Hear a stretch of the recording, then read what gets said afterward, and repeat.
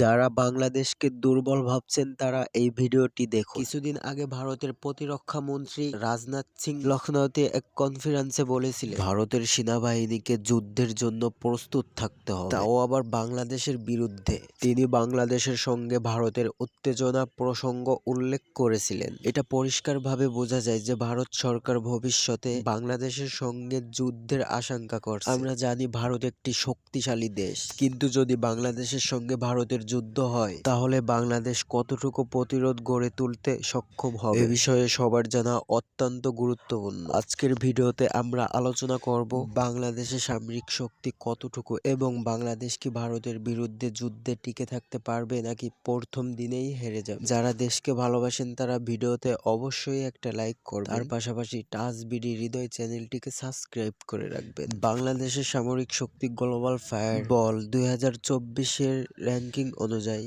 বিশ্বের ক্ষমতাশালী দেশগুলোর মধ্যে বাংলাদেশের অবস্থান 37তম। বাংলাদেশের সেনাবাহিনীতে মোট 1,63,100 জন সৈন্য রয়েছে, আর এটা প্রতিনিয়ত বেড়েই চলেছে। অন্যদিকে বাংলাদেশ বিশ্বের 8তম বৃহত্তম জনসংখ্যার দেশ।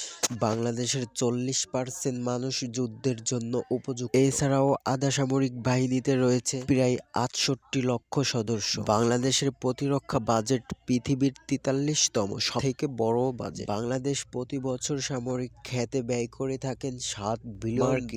ক্রয় ক্ষমতার দিক থেকে বাংলাদেশের অর্থনীতি বিশ্বের 27তম অবস্থানে রয়েছে, যা দেশের সামরিক শক্তি বৃদ্ধিতে সহায়তা করছে। বাংলাদেশের কাছে রয়েছে 350টিরও বেশি যুদ্ধ ট্যাঙ্ক, তার সাথে রয়েছে 13,000-এরও বেশি সামরিক জাহাজ। গ্লোবাল ফায়ার পাওয়ার রিপোর্ট অনুযায়ী বাংলাদেশের কাছে রয়েছে 450টিরও বেশি কামান, এর মধ্যে সক্রিয় কামান রয়েছে 300। বাংলাদেশের কাছে সর্বমোট 59টি রকেট প্রজেক্ট রয়েছে, সেলফ প্রোপেলড আর্টিলারি। বাংলাদেশ সামরিক বাহিনীর কাছে মোট 90টি মোবাইল প্রজেক্টের আর্টিলারি রয়েছে, এর পাশাপাশি রয়েছে 28টি নরমাল আর্টিলারি।